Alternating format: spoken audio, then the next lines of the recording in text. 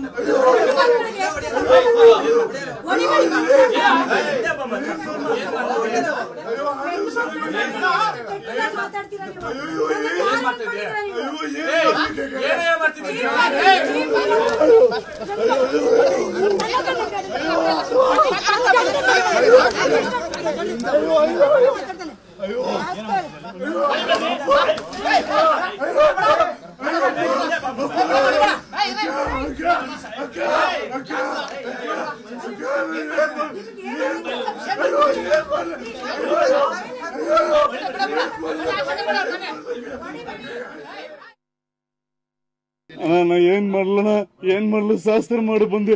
ಅವ್ರು ಪರಿಹಾರ ಮಾಡೋದನ್ನ ಹೇಳ್ತಾರೆ ಅಷ್ಟೇನ. ಅವಾಗ ಇವರೆಲ್ಲ ಬಂದು ನಮ್ಗೆ ಹೊಡ್ತಾರೆ ಅಷ್ಟೇ.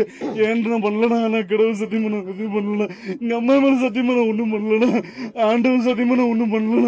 ஐயோ தெய்வ சத்தியமா உண்மனா. ஐயோ கடவுள் சத்தியமா உண்மனா எதுவுமே பண்ணல.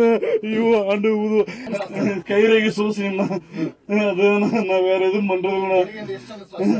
ಬೆಳಗಿಂದ ಇಬ್ಬರಿಗೆ ಹೇಳಿದೆ ಇವರಿಗೆ அந்த பொண்ணுக்கு அவ்வளவுதான வேற யாருக்கு கால ஆசை வந்து 100 ரூபாய்க்கு கொடுத்தாங்க.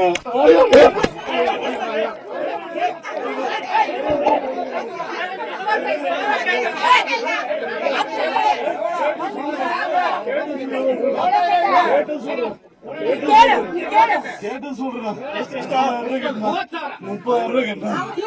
மரியாதை 30,000 ரூபாய். அவங்க 40,000 ரூபாய் கேட்டேன். மரியாதை வேற இருக்கு. ಅವ್ರು ಏನ ಅವ್ರು ಯಜಮಾನ್ ಪ್ರಾಬ್ಲಮ್ ಹೇಳ್ತಾರೆ ಅಷ್ಟೇ. ನಾ வேற எதுவும் இல்ல. நான் எதுவுமே இல்ல. ರಾತ್ರಿ 9 ಗಂಟೆಯಿಂದ ಫೋನ್ 9 ಗಂಟೆ ಮೇಲೆ ಮಾಡ್ತಾನೆ ಇದ್ದ. 10 ಗಂಟೆಗೆ ಫೋನ್ ಮಾಡಿ ಫುಲ್ ಸೆಕ್ಷುವಲ್ ಬಗ್ಗೆ ಮಾತಾಡ್ತಾರೆ. ಹೆಂಗೆ ಅಂದ್ರೆ ಒಂದ್ 4-5 ಜನ ಒಬ್ಬ ಗಂಡನ್ ಬಿಟ್ಬಿಟ್ಟು 4 ಜನ ಹತ್ರ ಇವ್ನ ಇಮ್ಯಾಜಿನೇಷನ್ ಎಲ್ಲ ಮಲಗಿಸ್ಬಿಡ್ತಾನೆ. ಅಷ್ಟು ಕೆಟ್ಟದಾಗ ಮಾತಾಡ್ತಾ ಇದ್ದ. ಸೊ ಅವಾಗ ಇವನ್ ಬಗ್ಗೆ ಎಲ್ಲ ಡೀಟೇಲ್ ಗೊತ್ತಾಗಿದ ತಕ್ಷಣ ನಾನಿಲ್ಲಿ ನಮ್ಮ ಹುಡುಗಿಯರನ್ನ ತೋರಿಸ್ತೀನಿ. ಇವನ್ ಹೇಳೋಣ ಹುಡುಗಿರಿದ್ರೆ ಹೇಳಿ ಜನ್ಸಿಗೆ ಅಂದ್ರೆ ಹೇಳಲ್ಲ. ಜನ್ಸಿಗೆ ಶಾಸ್ತ್ರ ಹೇಳಲ್ಲ. ಹೆಣ್ಮಕ್ಳಿಗೆ ಹೇಳ್ತೀನಿ ಅಂತ ಹೇಳ್ತಾನೆ. ಮಾಡ್ತೀನಿ ಅದು ಮಾಡ್ತೀನಿ ಇದು ಮಾಡ್ತೀನಿ ಅಂತ ಹೇಳ್ಬಿಟ್ಟು ಬಟ್ಟೆ ಇವೆಲ್ಲ ಹಾಕೊಳಂಗಿಲ್ಲ. ನೈಟಿನೇ ಹಾಕೋಬೇಕು. ನಮ್ಗೇನು ಆತರ ಹೇಳಿ ಕೆಟ್ಟದಾಗ ಎಲ್ಲೆಲ್ಲ ಮುಟ್ಟೋದು, ನಿಂಬೆಹಣ್ಣು ಹಚ್ತೀನಿ ಅಂತ ಎಲ್ಲೆಲ್ಲ ಕೈ ಹಾಕೋದು, ಇದೆಲ್ಲ ಮಾತಾಡೋದು. ಒಬ್ಬ ಹೆಣ್ಮಕ್ಳ ಹತ್ರ ಒಬ್ಬ ಗಂಡನ ಸೆಕ್ಷನ್ ಆಗಿ ಮಾತಾಡಲ್ಲ. ಇವನ್ ಯಾಕೆ ಮಾತಾಡ್ಬೇಕು? ಈ ಕುರಿತಾಗಿ ಮಾತಾಡ್ತಾರೆ ನಮ್ಮ ರಿಪೋರ್ಟರ್ ಅಭಿಷೇಕ್. ಒಬ್ಬ ನಕಲಿ ಸ್ವಾಮೀಜಿಗೆ ಬೆಂಗಳೂರಿನಲ್ಲಿ ಸಾರ್ವಜನಿಕರಿಗೆ ಥಳಿಸಿದಂತಹ ಘಟನೆ. ಯಾರು ಈ ಸ್ವಾಮೀಜಿ? ಈತನ ಅಪರಾಧವೇನು? ಸಾರ್ವಜನಿಕರು ಈ ಪರಿಯಾಗಿ ಆಕ್ರೋಶ ಭರಿತರಾಗಿದೆಯಾಕೆ? ರಾಘವೇಂದ್ರ ಈತ ನಕಲಿ ಸ್ವಾಮೀಜಿ ಒಂದು ಕುರುಬ್ರಳ್ಳಿ ಇದರಲ್ಲಿ ಸಿಕ್ಕಾಕೊಂಡಿರುವಂತದ್ದು. ಈತ ತಮಿಳ್ನಾಡಿನಿಂದ ಬಂದು ಇಲ್ಲಿ ನೆಲೆಸಿರ್ತಾನೆ. ಈತನಿಗೆ ಯಾರಾದ್ರೂ ಒಂದು ಲಿಂಕ್ ಮುಖಾಂತರ ಈತನಿಗೆ ಒಂದು ಇದು ಲಿಂಕ್ ಇದು ಗಿರಾಕಿಗಳು ಹುಟ್ಕೋತಾ ಹೋಗುತ್ತೆ. ಈ ಸಂದರ್ಭದಲ್ಲಿ ಆತ ಒಂದು ನಿನ್ಗೆ ಏನಾದ್ರೂ ತೊಂದರೆ ಇದ್ರೆ ನಾವು ಅದಕ್ಕೆ ಸಪೋರ್ಟ್ ಮಾಡ್ತೀನಿ, ಯಾವ್ದೇ ರೀತಿಯಲ್ಲಿ ಎಲ್ಲ ನಾನೇನೋ ಶಮನ ಮಾಡ್ತೀನಿ ಅನ್ನೋ ಒಂದು ಮಾತುಗಳನ್ನ ಹೇಳಿ ಅವರಿಂದ ಈ 30,000 ರಿಂದ 40,000 ರೂಪಾಯಿ ಪ್ರತಿಯೊಬ್ರು ಗಿರಾಕಿಯಿಂದನೂ ಕೂಡ ಒಂದು 30,000 ರಿಂದ 40,000 ರೂಪಾಯಿ ಹಣವನ್ನ ಪಡ್ಕೋತಾನೆ. ಈ ನಂತರ ಏನು ಆತನಿಗೆ ಒಂದು ಅಶ್ಲೀಲತೆಯಿಂದ ನಡೆಸ್ಕೊಳ್ಳುವಂಥದ್ದು, ಒಂದು ಲೈಂಗಿಕತೆ ಬಗ್ಗೆ ಮಾತಾಡುವಂಥದ್ದು. ಈ ತರ ನಿಂಗೆ ಗಂಡ ಸತ್ತಿದ್ದಾನೆ ಅಂತ ಹೇಳಿದ್ರೆ, ಇಲ್ಲ ನಿನ್ನ ಗಂಡ ಸತ್ತಿಲ್ಲ, ಇನ್ನೂ ಇದಾರೆ, ನಾನು ಅಲ್ಲಿ ಕರೆಸ್ತೀನಿ ಇಮಿಡಿಯೇಟ್ ಆಗಿ, ಇದಕ್ಕೋಸ್ಕರ ನಿಮ್ಗೆ 30,000 ರೂಪಾಯಿ ದುಡ್ಡು ಕೊಡ್ಬೇಕಾಗತ್ತೆ ಅಂತ ಹೇಳಿ ಒಂದು 3 ಲಿಂಬೆಹಣ್ಣು ಕೂಡ ಕೊಡ್ತಾ ಇದ್ದ. ಲಿಂಬೆಹಣ್ಣು ಕೊಟ್ಟು ಅವರನ್ನ ಒಂದು ತನ್ನ ಕೊಠಡಿಗೆ ಒಂದು ಬರಮಾಡಿಕೊಳ್ತಾನೆ, ಇಂಥ ಜಾಗದಲ್ಲಿ ನೀವು ಬರ್ಬೇಕು ಅನ್ನುವಂಥದ್ದು. ಹೆಣ್ಮಕ್ಳು ಇದೇ ರೀತಿಲಿ ಮೋಸ ಹೋಗಿ ನಂತರ ಅಲ್ಲಿ ಏನೋ ಒಂದು ಬೇರೆ ರೀತಿಲಿ ಅವರನ್ನು ಟ್ರೀಟ್ ಮಾಡುವಂಥದ್ದು. ನೀನು ಈ ರಾತ್ರಿ ನನ್ನ ಜೊತೆ ಇರಬೇಕು ಅನ್ನುವಂಥದ್ದು ಒಂದು ಮಾತುಗಳನ್ನು ಕೂಡ ಹೇಳ್ತಾ ಇದ್ದಾರೆ. ಇದ್ರೆಲ್ಲ ವಿಚಾರ ಗೊತ್ತಾಗಿ ಇಂದು ಸಾರ್ವಜನಿಕರು ಅವರ ಮೇಲೆ ತೀವ್ರವಾಗಿ ಹಲ್ಲೆ ನಡೆಸಿರುವಂಥದ್ದು. ರಾಘವೇಂದ್ರ. ಓಕೆ ಅಭಿಷೇಕ್, ಈತನ ಕಾರ್ಯಕ ಎಲ್ಲಿ ಈ ಒಂದು ಮಂತ್ರ ಹೇಳುವಂಥದ್ದು ಅಥವಾ ಈ ಜ್ಯೋತಿಷ ಹೇಳುವಂಥದ್ದು ನಡೆಸ್ತಾ ಇದ್ದ? ಈತನ ಅಂಗಡಿ ಎಲ್ಲಿತ್ತು ಮತ್ತು ಈತನಿಂದ ಅನ್ಯಾಯಕ್ಕೊಳಗಾದಂಥ ಸಾರ್ವಜನಿಕರು ಯಾರು, ಅವರು ಏನು ಹೇಳ್ತಾರೆ ಈತನ ಬಗ್ಗೆ? ರಾಘವೇಂದ್ರ, ಈತನಿಗೆ ಇಂಥದ್ದೇ ಆದಂತ ಒಂದು ಠಿಕಾಣಿ ಅನ್ನೋದಿಲ್ಲ. ಈತ ಯಾರು ಒಬ್ಬ ಬೆಂಗಳೂರಲ್ಲಿ ಒಬ್ಬ ಗಿರಾಕಿ ಸಿಕ್ಕಿದ್ರೆ, ಯಾರಾದ್ರೂ ಒಬ್ಳು ವಿಕ್ಟಿಮ್ ಸಿಕ್ಕಿದ್ರೆ ಅವಳ ಮುಖಾಂತರ ಇನ್ನೊಬ್ಬಳನ್ನ ಪರಿಚಯ ಮಾಡ್ಕೊಳ್ಳುವಂಥದ್ದು, ಅವಳ ಮುಖಾಂತರ ಇನ್ನೊಂದು ಪರಿಚಯ ಮಾಡ್ಕೊಳ್ಳುವಂಥ ಈ ತರ ಆತನ ಒಂದು ಚೈನ್ ಲಿಂಕ್ ಅಂತಾನೆ ಹೇಳ್ಬೋದು. ಈ ತರ ಪರಿಚಯ ಮಾಡ್ಕೊಂಡು ಅವರ ಮನೆಗೆನೆ ಈತನಿಗೆ ಒಂದು ಅಂಗಡಿ ಅನ್ನೋದಿಲ್ಲ, ಮತ್ತೆ ಬೇರೆ ಎಲ್ಲೋ ಒಂದು ಠಿಕಾಣಿ ಅನ್ನೋದಿಲ್ಲ. ಅಭಿಷೇಕ್, ನಿಮ್ಮೊಂದಿಗೆ ನಾನು ಮತ್ತೆ ಮಾತನಾಡ್ತೀನಿ. ಈಗ ಸ್ಥಳೀಯರಾದಂತಹ ಲಕ್ಷ್ಮಿ ಅವರು ನಮ್ಮ ಜೊತೆ ಫೋನ್ ಸಂಪರ್ಕದಲ್ಲಿದ್ದಾರೆ. ಲಕ್ಷ್ಮಿ ಅವರ ನಮಸ್ಕಾರ. ನಕಲಿ ಸ್ವಾಮಿಯೊಬ್ಬನಿಗೆ ಇವತ್ತು ಧರ್ಮದೇಟು ಬಿದ್ದದ್ದು, ಅದರಲ್ಲಿ ನೀವು ಕೂಡ ನೋಡಿದ್ದೀರಿ ಅಂತ ನಾನು ಭಾವಿಸ್ತೀನಿ. ಆತನಿಂದ ನಿಮಗೇನಾದ್ರು ಅನ್ಯಾಯ ಆಗಿದೆಯಾ? ಆತನ ಬಗ್ಗೆ ನಿಮಗೇನು ಗೊತ್ತು? ಸರ್, ಆಕ್ಚುಲಿ ಅವರು ತುಂಬಾ ಮೋಸ ಮಾಡ್ತಾ ಇದಾರೆ ಅಂತ ನಮ್ಮ ಸಂಸ್ಥೆಗೆ ಒಂದು ಕಂಪ್ಲೇಂಟ್ ಬಂತು. ಸೊ ಕಂಪ್ಲೇಂಟ್ ಬಂದ ಮೇಲೆ ನಾವೇನ್ ಮಾಡಿದ್ವಿ, ಹಾಗೆ ಹೋಗಿ ಹಿಡಿಯಕ್ಕಾಗಲ್ಲ ಅಂದ್ಬಿಟ್ಟು ನಮಗೂ ಪ್ರಾಬ್ಲಮ್ ಇದೆ ಅಂತ ಅಂದ್ಬಿಟ್ಟು ನಾವು ಅವ್ರನ್ನ ಹೋಗಿ ಭೇಟಿ ಮಾಡಿದೆ.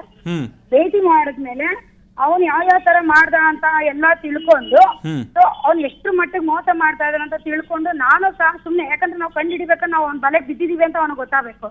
ನಾನು ಸಹ ಅವನಿಗೆ 15,000 ರೂಪಾಯಿ ಕೊಟ್ಟಿದ್ದೀನಿ. ಕೊಟ್ಟಾದ್ಮೇಲೆ ನಾವ್ ಇವತ್ತು ಈ ತರ ನಮ್ ಕಡೆ ಇದಾರೆ ಅಂತ ಹೇಳಿ ಕರೆಸಿ ಫುಲ್ಲು ಅವನು ಬಯೋಡೇಟಾನ ಫುಲ್ಲು ಜಾಲ ಆಗಿ ಅವನಿಗೆ ಕಂಡು ಹಿಡಿಯಕ್ಕೆ ನಾವು ಇದು ಮಾಡಿ, ಇದಕ್ಕೆ ನಮ್ಮ ಎಲ್ಲಾ ಜನಗಳು ಸಹಕಾರ ಕೊಟ್ಟು ಅವನು ಒಂದು ಮೋಸದ ಆಟನ ಹೊರಟಲ್ಲಿದ್ದೀವಿ ನಾವು. ಏನು ಮೋಸ ಮಾಡ್ತಿದ್ದ ಆತ? ಈಗ ಮಕ್ಕಳಾಗದಿದ್ದವರಿಗೆ ಸಂತಾನ ಭಾಗ್ಯವನ್ನ ಕರುಣಿಸ್ತಾನೆ ಅನ್ನುವಂತ ಆರೋಪ ಇದೆ. ಆತ ಯಾವ ರೀತಿಯಾಗಿ ಟ್ಯಾಕಲ್ ಮಾಡ್ತಿದ್ದ ಅಂತ? ಟ್ರ್ಯಾಕುಲಿ ಈಗ ಅಮಾಯಕ ಹೆಣ್ಣು ಮಕ್ಕಳನ್ನ ತನ್ನ ಗುರಿ ಮಾಡ್ಕೊಂತ ಇದ್ದ ಅವನು.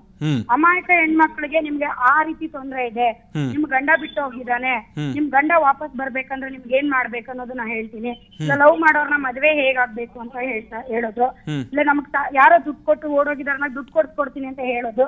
ಮಿನಿಮಮ್ ಅಂದ್ರೂ ಅವನ ಒಂದು ಸ್ಟಾರ್ಟಿಂಗ್ ರೇಂಜೇನೆ 10,000 ರಿಂದ 15,000 ರೂಪಾಯಿ ಸ್ಟಾರ್ಟ್. ನಿಮಗ್ ಮಾಡ್ಕೊಡ್ತೀನಿ ಅಂತ ಹೇಳ್ಬಿಟ್ಟು ಇಸ್ಕೊಳ್ಳೋದು. ಅರ್ಧ ಇವಾಗ ಕೊಡಿ, ಅರ್ಧ ಪೂಜೆ ಮಾಡ್ಕೊಂಡ್ ಬರ್ತೀನಿ ಅವಾಗ ಕೊಡಿ ಅಂತ ಹೇಳೋದು. ಅದಾದ ನಂತರ ಏನ್ ಮಾಡೋನು, ಹೆಣ್ಮಕ್ಳು ಪೂಜೆ ಮಾಡ್ತೀನಿ ಅಂತ ಹೇಳಿ ಮುಟ್ಟಬಾರ್ದು ಜಾಗಗಳನ್ನೆಲ್ಲ ಮುಟ್ಟಿ ಅವನು ಪೂಜೆಗಳನ್ನ ಮಾಡೋದು ಹೆಣ್ಣು ಮಕ್ಕಳಿಗೆ. ಆ ಹೆಣ್ಣು ಮಕ್ಕಳಿಗೆ ಇಲ್ಲಾಂದ್ರೆ ನಾನು ಈ ತರ ಮಾಟ ಮಾಡ್ತೀನಿ, ಆ ತರ ಮಾಟ ಮಾಡ್ತೀನಿ, ನೀವ್ ಈ ಪೂಜೆ ಮಾಡ್ತಿಲ್ಲ ಅಂದ್ರೆ ನಿಮ್ ಕೈ ಕಾಲು ಬಿದ್ದೋಗುತ್ತೆ ಈ ಅಮಾಸೆಗೆ, ಸಾಧ್ಯನೇ ಇಲ್ಲ. ತುಂಬಾ ಚೀಪ್ ಆಗಿ ಮತ್ತೆ ರಾತ್ರಿ ಹೊತ್ತು ಫೋನ್ಗಳ ನಂಬರ್ ತಗೊಂಡು ಫೋನ್ ಮಾಡಿ ಸೆಕ್ಷುವಲ್ ಬಗ್ಗೆ ಅವ್ರ ಹತ್ರ ಮಾತಾಡೋದು. ಯಾರು ಆತನ ಹತ್ರ ಪರಿಹಾರ ಕೇಳಿ ಬಂದಿರ್ತಾರೋ ಅವರದ್ದು ಫೋನ್ ನಂಬರ್ ತಗೊಂಡು ಅವರಿಗೆ ಮತ್ತೆ ರಾತ್ರಿ ಕಾಲ್ ಮಾಡ್ತಾರೆ. ಹೆಣ್ಮಕ್ಳಿಗೆ ಹೌದು, ರಾತ್ರಿ ಹೊತ್ತು ಕಾಲ್ ಮಾಡಿ ಸೆಕ್ಷುವಲ್ ಬಗ್ಗೆ ಮಾತಾಡೋದು. ನಿಮ್ಗೂ ಕೂಡ ಆತರ ಫೋನ್ ಮಾಡಿ ಟಾರ್ಚರ್ ಕೊಡ್ತಿದ್ನಾ? ಏನ್ ಹೇಳ್ತಿದ್ದ ಫೋನ್? ಹೌದು ಹೌದು ಹೌದು, ನಿನ್ನೆ ರಾತ್ರಿ ಮತ್ತೆ ಮೊನ್ನೆ ರಾತ್ರಿ ಮಾಡಿದಾನೆ. ಫೋನ್ ಏನ್ ಮಾತಾಡ್ತಾನೆ? ಫೋನ್ ಅಲ್ಲಿ ಬೇರೆ ಬೇರೆ ಪರಿಹಾರದ ಬಗ್ಗೆ ಮಾತಾಡ್ತಾನೆ, ಏನ್ ಮಾತಾಡ್ತಾನೆ? ಪರಿಹಾರದ ಬಗ್ಗೆ ಅಲ್ಲ, ಇವಾಗ ನಮ್ಮ ಹತ್ರ ಒಂದು ದೋಷದ ಬಗ್ಗೆ ಹೇಳೇ ಹೋಗಿರ್ತಾನೆ ಅವನ. ಮತ್ತೆ ನೈಟ್ ನಾನು ದೇವ್ರ ಪೂಜೆ ಮಾಡಿದೆ, ನಿಮ್ಗೆ ಈ ತರ ದೋಷ ಇದೆ, ಇನ್ನು ಆ ತರ ದೋಷ ಇದೆ ಅಂತ ಎಲ್ಲಾ ರೀತಿಲೂ ಡಿಫ್ರೆಂಟ್ ದೋಷಗಳನ್ನ ಕ್ರಿಯೇಟ್ ಆಗುತ್ತೆ ಅಲ್ಲಿ. ಕ್ರಿಯೇಟ್ ಆಗಿ ಅವ್ನು ಏನ್ ಹೇಳ್ತಿದ್ದಾನೆ ಅಂದ್ರೆ end of the moment sexual ಬಗ್ಗೆ ಮಾತಾಡ್ತಾನೆ ಹೆಣ್ಮಕ್ಳ ಹತ್ರ. ನಿನಗೆ ಅರ್ಥ ಆಗಿಲ್ವಾ? ಹಂಗೆ ಹೆಂಗೆ? ಅವನಿಗೆ ಕನ್ನಡ ಬರಲ್ಲ, ಬಟ್ ಕನ್ನಡ ಬರುತ್ತೆ, ಮಾತಾಡಲ್ಲ. ತಮಿಳಲ್ಲೇನೆ ಅರ್ಥ ಆಗೋ ರೀತಿಲಿ ಮಾತಾಡ್ತಾನೆ. ಸೆಕ್ಷುವಲ್ ಬಗ್ಗೆ ನಿಮ್ಗೆ ಆ ರೀತಿ ಆಗಿದೆ, ಈ ರೀತಿ ಆಗಿದೆ, ಅವ್ರ ಮನೇಲಿ ಬೇಡ ಪೂಜೆ ಮಾಡೋದು, ಇವ್ರ ಮನೇಲಿ ಬೇಡ, ಸಪರೇಟ್ ಆಗಿ ಒಂದ್ ಕಡೆ ನಾ ಹೇಳ್ತೀನಿ ಅಲ್ಲಿಗೆ ಬರ್ಬೇಕು ಅನ್ನೋ ರೀತಿ ಎಲ್ಲ ಮಾತಾಡ್ತಾನ ಅವನು. ಸ್ವತಃ ಅವನು ಕೂಡ ಈ ಲೈಂಗಿಕ ಪ್ರಚೋದನೆಯಲ್ಲಿ ಭಾಗಿಯಾಗ್ತಾ ಇದ್ದ? ಹಾ ಹೌದು, 100%. ಅವನು ಕೂಡ ಭಾಗಿಯಾಗ್ತಿದ್ದ. ನಿಮ್ ಗಮನಕ್ಕೆ ಬಂದ ಹಾಗೆ ಸ್ಥಳೀಯರು ಎಷ್ಟು ಜನ ಈತನಿಂದ ಅನ್ಯಾಯಕ್ಕೆ ಒಳಗಾಗಿರ್ಬೋದು? ನಿಮ್ ಗಮನಕ್ಕೆ ಬಂದಿದ್ದೆ ಹೇಗೆ? ಯಾವ ಏರಿಯಾದಲ್ಲಿ ಇವನು ಇರ್ತಿದ್ದ? ಈ ಪೂರ್ತಿ ನನಗೆ ಗಮನಕ್ಕೆ ಬಂದಿರುವಂತದ್ದು ಚಂದ್ರ ಲೇಔಟ್ ಅತಿಯಾಗಿ ಆಕ್ರಮಣ ಮಾಡ್ಕೊಂಡ್ರಂತ ಏರಿಯಾ ಅವನು. ಚಂದ್ರ ಲೇಔಟ್. ಬಟ್ ನನಗೆ ಅಲ್ಲಿರೋ ಹೆಣ್ಮಕ್ಳಲ್ಲಿ ಕೆಲವೊಬ್ರು ಮಾತ್ರ ಸೂಚನೆ ಕೊಟ್ಟರೆ ಹೊರತು ಯಾರು ಮುಂದೆ ಬರಕ್ ರೆಡಿ ಇಲ್ಲ. ಆಮೇಲೆ ಮೂಡ್ಲಪಾಳ್ಯ, ವಿಜಯನಗರ ಈ ತರ ಬಂದಾದ್ಮೇಲೆ ನಾವು ಇವತ್ತು ಅವನ್ನ ಹಿಡ್ದಾಕಿತ್ತು. ನೀವು ಹೇಗೆ ಆತನನ್ನ ಹಿಡಿದಾಕೋ ಪ್ರಯತ್ನ ಮಾಡಿದೆ? ಅಂದ್ರೆ ನೀವು ಕೂಡ ಒಬ್ಬ ಸಂತ್ರಸ್ತೆಯಾಗಿ ಹೋದ್ರ ಹೇಗೆ? ಹೌದು, ನನಗೂ ಸಹ ತೊಂದ್ರೆ ಇದೆ, ನನಗೂ ಪರಿಹಾರ ಆಗ್ಬೇಕು ಅಂತ ಹೇಳಿ ಹೋಗಿ ಅವನಿಗೆ ರೀತಿ ಇವಾಗ ಅವನಿಗೆ ಪ್ರತಿ ಒಂದು ಅವ್ನು ಹೇಳೋದನ್ನೆಲ್ಲ ಅನ್ಕೊಂಡೇನೆ ಅವನ್ನೆಲ್ಲಾ ಡೀಟೇಲ್ ನಾ ಕೊಟ್ಟಿತ್ತು. ಅಂದ್ರೆ ನೀವು ಕೂಡ ನನಗೆ ಸಂತಾನದ ಸಮಸ್ಯೆ ಇದೆ ಅಂತ ಹೇಳ್ಕೊಂಡು ಹೋಗಿದ್ದ? ಇಲ್ಲ ಇಲ್ಲ, ನನಗೆ ಯಾರೋ ದುಡ್ಡು ಕೊಡ್ಬೇಕು, ಅದನ್ನ ಕೊಡ್ಸ್ಕೊಡ್ತೀರಾ ಅಂತ ಕೇಳ್ತಾರೆ. ಇವನ ಹತ್ರ ಎಲ್ಲಾ ರೀತಿಯಾದಂತ ಸಮಸ್ಯೆಗಳಿಗೂ ಪರಿಹಾರ ಇದೆ. ಪ್ರತಿ ಒಂದು ರೀತಿಲೂ ಬೇಕಾದ್ರೆ ಸತ್ತಿರೋ ಗಂಡನು ವಾಪಸ್ ತರ್ಕೊಡ್ತೀನಿ ಅನ್ನೋ ರೇಂಜ್ ಮಾತಾಡ್ತಾನೆ. ಓಹೋ ಯಾವ ತರ? ಈಗ ಒಂದು ಈ ತರ ದುಡ್ಡು ವಾಪಸ್ ಕೊಡಿಸ್ತೀನಿ, ಗಂಡ ವಾಪಸ್ ಕರೆಸ್ಕೊಡ್ತೀನಿ, ಲವರ್ನ ವಾಪಸ್ ಈ ತರದ ಪ್ರಚೋದನೆಯ? ಪೂರ್ತಿ ಪ್ರಚೋದನೆ. ನೀವು ಬೇಕಾದ್ರೆ ಕೋಟಿಗಟ್ಟಲೆ ದುಡ್ಡು ಹೋಗಿದ್ದೇನೆ, ಆ ದುಡ್ಡು ನೀವು ನಿಂತ ಜಾಗದಲ್ಲಿ ಉಡ್ಕೊಂಡ್ ಬರೋ ತರ ನಾನು ಮಾಡ್ತೀನಿ. ಬಟ್ ಅವನಿಗೆ ಫಸ್ಟ್ ಕ್ಯಾಶ್ ಇಟ್ರೇನೆ ಅವ್ನು ಮಾತಾಡೋದು. ಕ್ಯಾಶ್ ಕೊಟ್ರೇನೆ ಮಿನಿಮಮ್ ಅಂದ್ರೂ 30. ಇವತ್ತು ಸಹ ಅವನು ನೋಡಿ, ಒಂದು ಹೆಣ್ಣು ಅಮಾಯಕ ಹೆಣ್ಣು ಮಗಳು, ಅದು ಒಬ್ಬ ಕಾಲೇಜ್ ಸ್ಟೂಡೆಂಟ್ ತರ ಇದ್ದಾಳೆ. ಬಟ್ ಅವ್ರದ್ದು ನಮ್ಗೆ ನನ್ಗೆ ಗೊತ್ತಿರೋ ಹುಡುಗಿ ಇರೋದನ್ನ ಅವಳ ಬಗ್ಗೆ ಪ್ರತಿ ಒಂದು ಗೊತ್ತಿದೆ. ಗೊತ್ತಿದ್ದು ಸಹ ಅವಳ ಬಗ್ಗೆ ಫುಲ್ ಸುಳ್ಳು ಡೀಟೇಲ್ ನ ಕೊಟ್ಟಿತ್ತು. ಬಟ್ ಅವ್ನಿಗೆಲ್ಲ ನಾವು ಹೂ ಅಂತಾನೆ ಹೇಳ್ತಾ ಇದ್ವಿ. ಈ ತರ ಹೇಳಿ ಇಬ್ಬರು ಹೆಣ್ಮಕ್ಳಿಗೂ ಸಹ ಇವತ್ತು ಅವ್ರ ಜೀವನದಲ್ಲಿ ನಡೆದಿರೋದೇ ಬೇರೆ, ಅವ್ನು ಹೇಳಿದ್ದೆ ಬೇರೆ.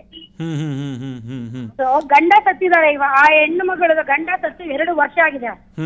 ಆ ಗಂಡಂಗೆ ಆ ಎಮ್ಮಂಗೆ ಹೇಳ್ತಾನೆ, ನಿಮ್ಮ ಗಂಡ ಬೇರೆ ಒಬ್ಬರ ಜೊತೆ ಸಂಬಂಧ ಇದೆ, ಹಂಗಾಗಿ ನಿಮ್ಮನ್ನ ಬಿಟ್ಟು ಹೋಗ್ತಾ ಇರ್ತಾರೆ, ನಿಮಗ್ ಯಾವ್ದೇ ರೀತಿ ಸಂಬಂಧ ಅವ್ರ ಜೊತೆ ಇಲ್ಲಲ್ಲ, ನಿಮಗ್ ಬರೋ ತರ ಮಾಡ್ತೀನಿ, ಇದಕ್ಕೆ 43,000 ಖರ್ಚಾಗುತ್ತೆ. ಮತ್ತೆ ಇನ್ನೂ ಒಂದು ಹುಡುಗಿ, ಅವಳಿಗೆ ಮದುವೆ ಆಗಿ 2.5 ವರ್ಷ ಆಗಿದೆ. 2.5 ವರ್ಷ ಮದ್ವೆ ಆಗಿ ಅವಳಿಗೆ.